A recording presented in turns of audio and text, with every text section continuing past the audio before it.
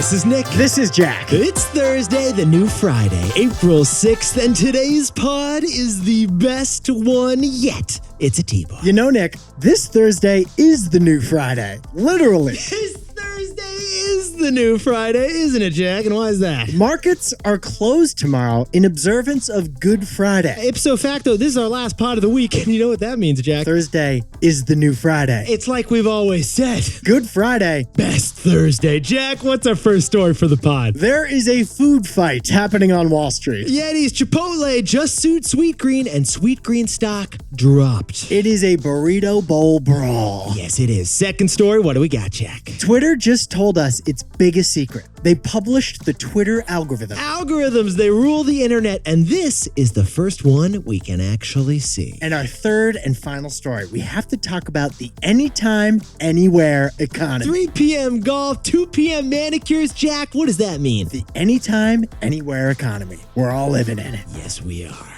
But Yetis, before we hit that fantastic mix to end the week. Just a wonderful mix before a 3-day weekend. I love this mix, man. It's not just the new Friday, it's also Ramadan, Passover, and almost Easter right now. We got major religious holidays all converging in right now, today. But there is one religion we can never forget. Yetis, there is one faith that we are devoted to. That faith is Peeps. Hallelujah, Jack, can you repeat that for us one more time? Peeps marshmallows may have the most zealous of followings. Yetis, we're talking about the mushy yellow little chicken marshmallows. The smushy pink bunny indulgences. It's not just a food, it's a lifestyle. It's the only candy that's over 100% sugar. Jack, it's the only candy without an expiration date. Now, Yetis, Peeps is actually manufactured here in the United States in the beautiful state of Pennsylvania. Yeah, Jack and I jumped in T-Boy style. Turns out it was invented by a Ukrainian immigrant. And last year, this company sold $231 million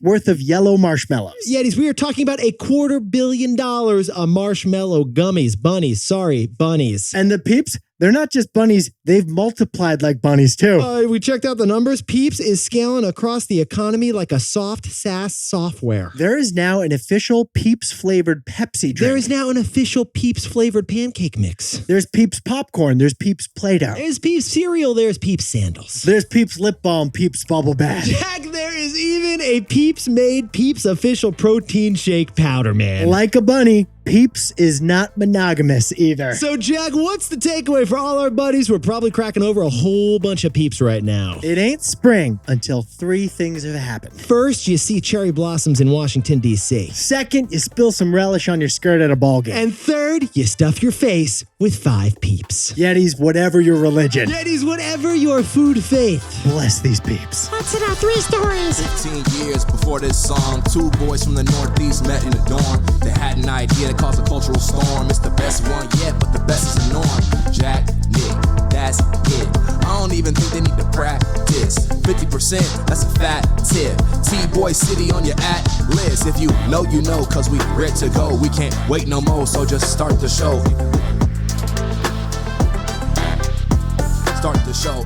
For our first story, we are in the middle of a lunchtime smackdown. Chipotle just sued Sweetgreen. But Sweetgreen could turn lawsuits into lemonade. It gets me honestly every time. But first, Jack, honestly, unprecedented moment for our podcast, right? We found a story to cover on this pod that was #1 headline on CNBC and on TMZ. This is like the Brangelina breakup, but a fast casual. That's what this is. Chipotle Mexican Grill is suing Sweetgreen over burrito bowl IP infringement. This is a crouton confrontation. This thing is getting ugly out there. It's the biggest lunchtime legal battle since Subway's Funa lawsuits. Or the Fushi situation. Remember that? Oh. And the issue here, Sweetgreen's newest product is called the Chipotle Chicken Burrito Bowl. We repeat, the new product from Sweetgreen is the Chipotle Chicken Burrito Bowl. Jack, let's go on. They're moving away from just salads into a product that sounds just like Chipotle's top-selling product. All right, Jack, let's add this up for a second. So we're saying that Chipotle, a burrito behemoth, just sued Sweetgreen, the salad scion, in federal court. That's exactly what we're saying, Nick. And this is serious, Yetis. Sweetgreen stock fell 10% yesterday. And we're looking at the financial scoreboard. Sweetgreen stock is down by 23% this year, close to an all-time low. On the other hand, Jack, where's Chipotle stock right now? It's doing the opposite. It's up 23% this year, close to an all-time high. Yetis, this is a David and Goliath situation. But here is where things get complicated. Jack and I are going to have to add another chapter to our tricky trademarks and our crazy copyrights. It's a lawsuit for IP infringement, and it's confusing because Chipotle is both a brand and a flavor. The last time Jack and I checked, you can't copyright cuisine. Like tacos, can't be trademarked. Sweetgreen says they call this burrito bowl Chipotle for the Chipotle powder that provides the perfectly slightly spicy smoky bite. On the other hand, Chipotle, they've got a little bit of a different case to make. They say it's not about the flavor, it's about confusion. Confusing customers about Chipotle. Yeah, fair point, because the name of this new Sweetgreen product says Chipotle. Which is confusing. And the font looks a lot like Chipotle's font. Which makes it even more confusing. And the color looks a lot like Chipotle's brand. It's adobo red. Yeah. The only color in Chipotle's logo. Awkward. Chipotle thinks that Sweetgreen is brazenly trying to steal some sales from Chipotle customers. Because customers don't think of Chipotle as a flavor, they think of it as a brand. Jack, is guac still extra? Always, yeah. Thought so. So, Jack, what's the takeaway for our buddies over at Chipotle? Actually, over at Sweetgreen. Never let a crisis go to waste. Yetis, we repeat, Sweetgreen stock fell 10% yesterday because Wall Street thinks Chipotle has a pretty strong case. But that doesn't mean Sweetgreen has to completely lose here. Because Sweetgreen just got labeled David by Goliath. So the way we see it, this is actually a potential moment to shine. Sweetgreen should turn this into a marketing moment. If they have to change the name, they should let diners choose the new name of this bowl. Or like, Jack, instead of the Chipotle Burrito Bowl, they could call it the Chipotle Bowl.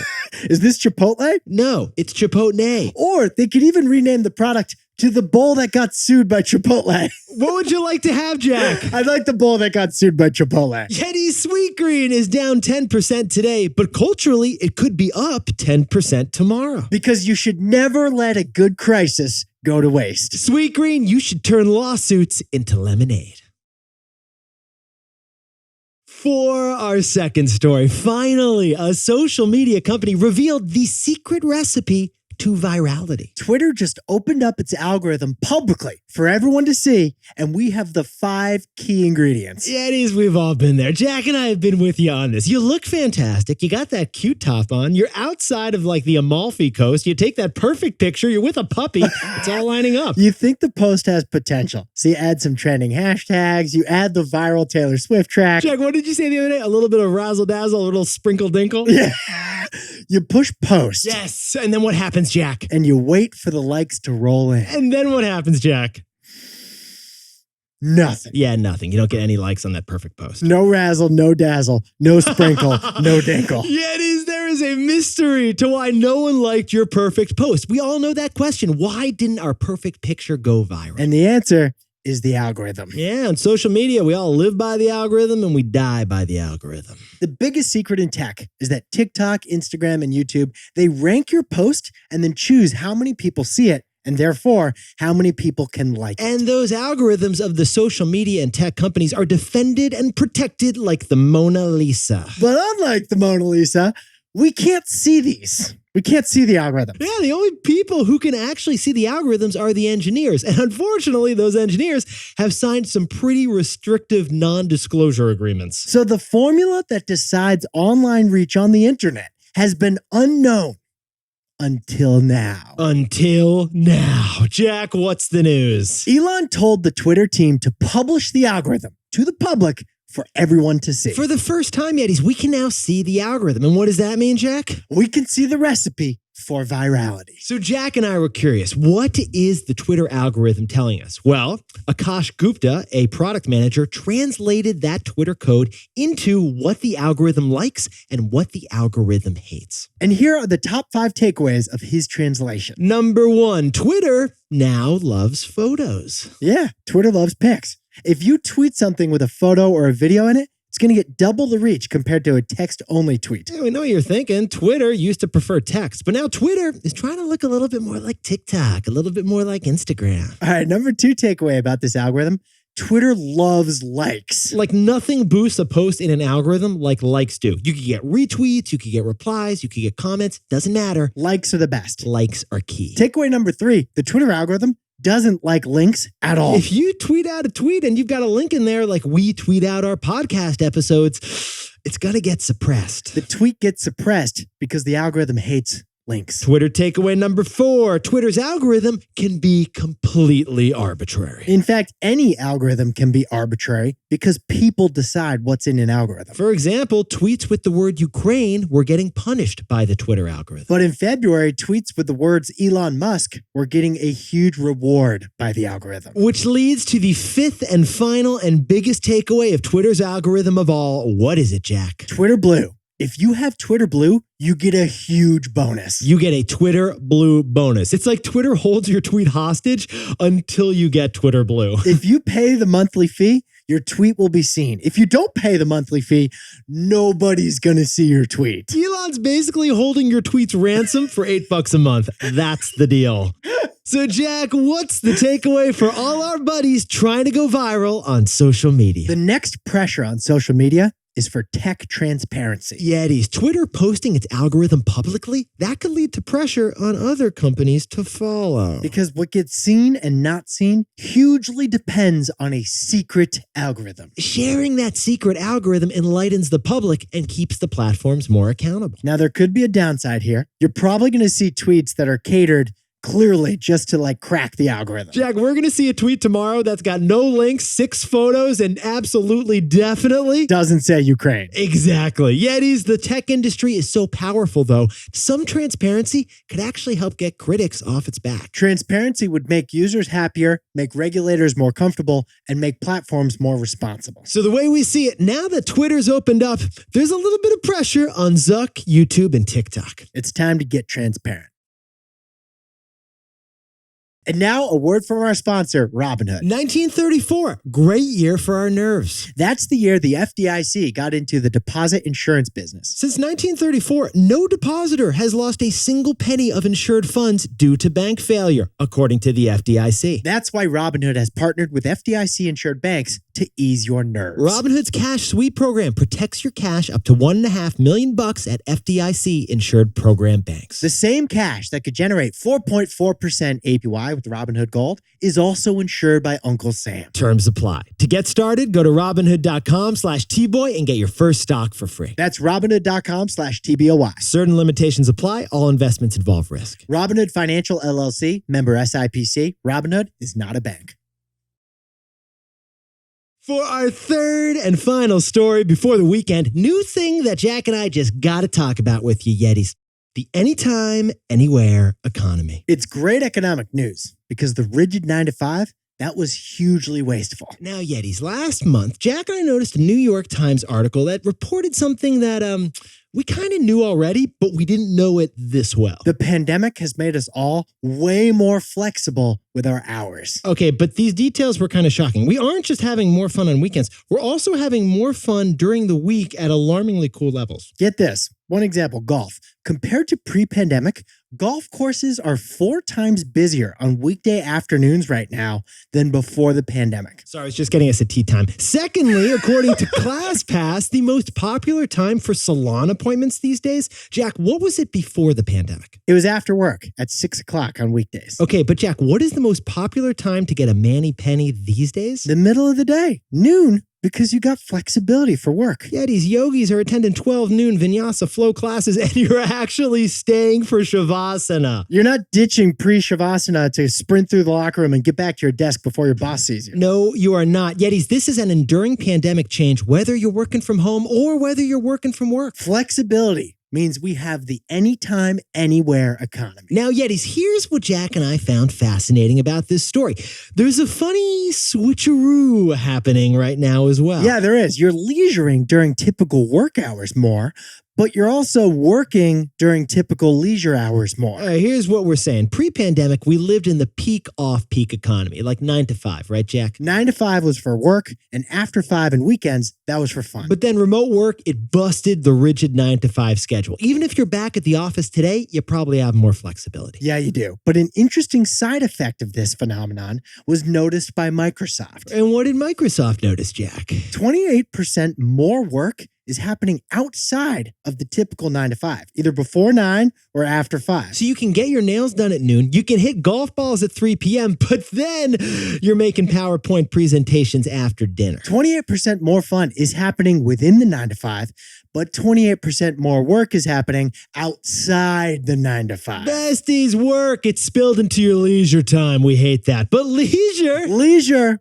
it's spilled into your work time too, and we love that. not too shabby. By the way, Jack, we're good for it. What is it, 3:32 p.m.? Tea times are very precise. Let me just dust off my 9-iron. So, Jack, what's the takeaway for our buddies who are everyone in the economy? The big winner of this anytime, anywhere economy, it's everyone. Yetis, the rigid old 9 to 5 was a waste for both consumers and for businesses. The rigid old 9 to 5 meant we had to wait in line forever at ski resorts on the weekends, and we couldn't get restaurant reservations during the week. For businesses, Monday to Friday, the chairlifts run empty and cooks in the kitchen have nobody to feed. But smoothing out the peaks of business, which is what this is all about, it's good for both business owners and consumers. The anytime, anywhere economy, it removes the bottleneck of this logistics problem. And this is a logistics problem. Economists think that the service sector is due for a productivity boost. And this could be it. Yeah, movie theaters, rock climbing centers, even grocery stores. They won't be wasting empty time midweek. So the big winner of the anytime, anywhere economy, Yeah, Jack? it's the entire economy. It's everyone. everyone.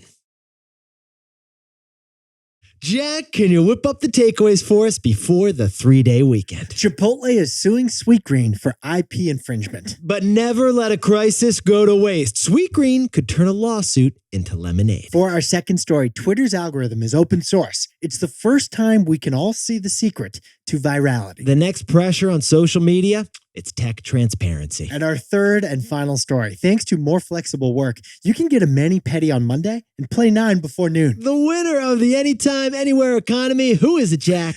It's everyone. It's everyone. It's everybody. It's you. It's me. It's us. It's them. It's our buddy Timmy.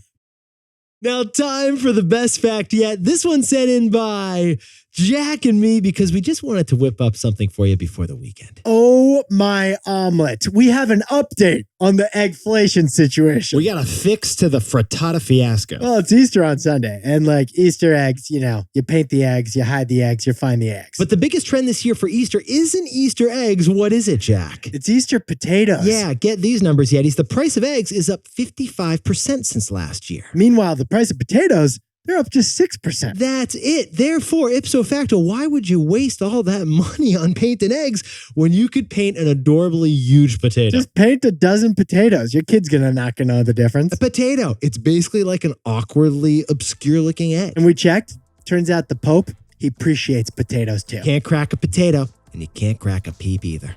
Yetis, you looked fantastic for the 4-day week. And Jack, we've actually got a big Monday coming up, right? Yes, we do. Yetis, you're going to want to stay tuned. We're going to drop something on you for you on Monday. Follow us at TBoyPod on Instagram. We're going to drop some treats. And they're not peeps we're talking about. A little bit of razzle dazzle, a little bit of sprinkle dinkle.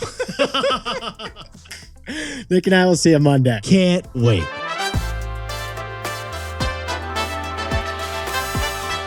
And before we go, congratulations to Yeti's Wei-Tong Liu and Nick Pulgini, who are getting married. And what else are they doing, Jack? They're also opening up a Chick-fil-A franchise in Chicago. And congratulations to bestie Sasha Swartzen, who just made the West American Select 2027 girls lacrosse team. Ground balls win games. And congratulations to Kyle Thompson in Memphis, who just got promoted at FedEx from aircraft mechanic to manager. And Andrew and Janine are getting married and then jetting off to lovely New Zealand for the honeymoon. And Nick, it turns out today is the last day before the Pod Son's birthday. Jack, it is the last day before the Pod Son's 2-year celebration. How's the guy looking? Wilder turns 2 on Sunday. Big happy birthday to that little boy. Fantastic. And a happy birthday to Savannah West Westwood, who's turning 35 in a legendary way from San Diego to Orlando. And happy birthday to Ji Hano in Seoul, South Korea. And Hannah Peterson, happy birthday down in Nashville. And happy 29th birthday to Juan Rosales in Torrance, California. And a happy 30th birthday to Ellis Hecht in San Francisco. Happy 35th to Jenny Leo in New Jersey. And we got a birthday celebration for Ian Hislop over in Cambridge, Massachusetts. Just outside of Boston. And Monica Jones, happy birthday in Raleigh, North Carolina. And happy birthday to Ashley Fontanez in Atlanta, Georgia. And Zakir Taibiji is celebrating that birthday in New York City by running through Hudson Yards to the Brooklyn Bridge across the entire city. Happy birthday to Emily Zimmerman on the way to school in Aliso Viejo, California. And a happy birthday to Ethan Pinal, who's celebrating in Mountain View, California.